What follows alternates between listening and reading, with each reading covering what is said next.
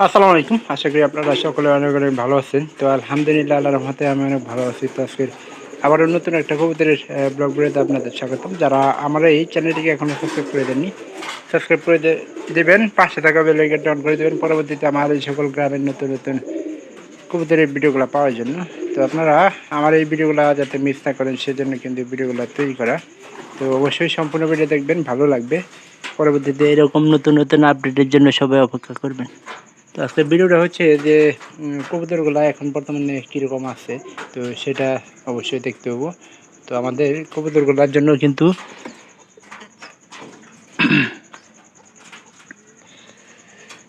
দেখি এই কবুতরের কী অবস্থা, বাচ্চা ওইরকম করতেছে গে।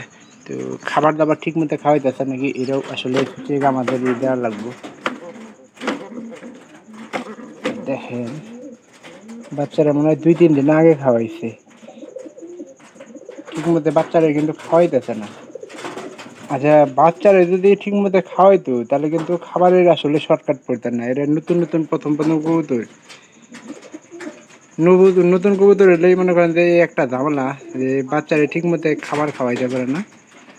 আর যারা যেগুলো পুরান কবুতর দেখেন, এই যে শরীরে হাড্ডি মনে করেন যে একবার শুকায় গেছে গা। আর বডিটা দেখেন, বডিটা কিন্তু সবসময় কিন্তু ভালো থাকার কথা।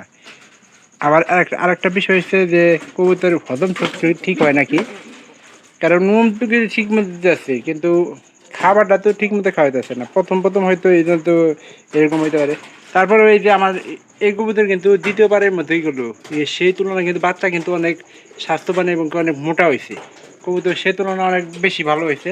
আবার এই ঘরেটা একটু আপনারা লক্ষ্য করেন, এই ঘরে কিন্তু ছোটো বড়ো হয়েছে, তারপরেও কিন্তু খাবার ঠিক মতো খাওয়ালে কিন্তু বাচ্চা ঠিকই হয়। আবার খাবার একটু শর্টকাট হইলে কিন্তু বাচ্চাগুলা স্বাস্থ্য ভালো হয় না।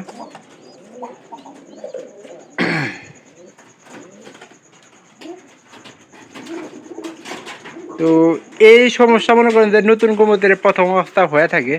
তারপরে আমি মনে করেন যে চিন্তা ভাবনা করতেছি না, কারণ আমি একটা জিনিস চিন্তা করতেছি, এরা মনে হয় কালকে খাওয়াইছে, এরা খালি আরেক ঘরে ঘরে, এই যে এই ঘরের কিন্তু বাচ্চা, আবার এটা আবার এই যে এই ঘরেরই বাচ্চা।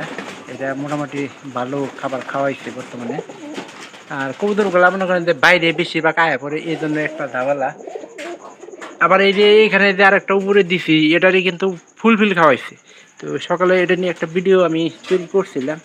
তো এখানকার কিন্তু খাবার দেখেন, কারণ মাও ভালো হলে কিন্তু বাচ্চাগুলোর স্বাস্থ্য ভালো হয়। এটার একটু ঠান্ডা ঠান্ডা ভাব আছে, কারণ গরমের ঠান্ডাটা অতিরিক্ত বেশি লাগে গেছে কবুতরের। এই জন্য মনে করেন যে যে সমস্যাগুলো লক্ষ্য করা যাইতেছে। তো আপনারা যদি আমার এই ভিডিওগুলো সম্পূর্ণ ভিডিও দেখে থাকেন তাহলে বলবেন যে চ্যানেলটিকে সাবস্ক্রাইব করে দিতে ভুলবেন না, যাতে করে পরবর্তীতে আমি এরকম নতুন নতুন ভিডিওগুলো তৈরি করতে পারি। আর এদিকে কিন্তু এই যে এই কবুতরগুলো কিন্তু বাতের জন্য বসে আসছে, কারণ বর্ষাকালে কিছু একটা সময় আছে যে কবুতরগুলা মনে করেন যে গ্যাপ দেয়, ডিম পাড়া গ্যাপ দেয়। তো এই সময়টা মনে হয় শেষ হয়ে যেতেছে। তো এই সময় কিন্তু বন্যা আসার কথা, কিন্তু আমাদের এখানে কিন্তু কোনো বন্যাই হয় নাই। তো এবার আল্লাহ যে কী করবো আল্লাহ ভালো জানে, কিন্তু বন্যা হইলে সবথেকে কিন্তু ভালো হয়।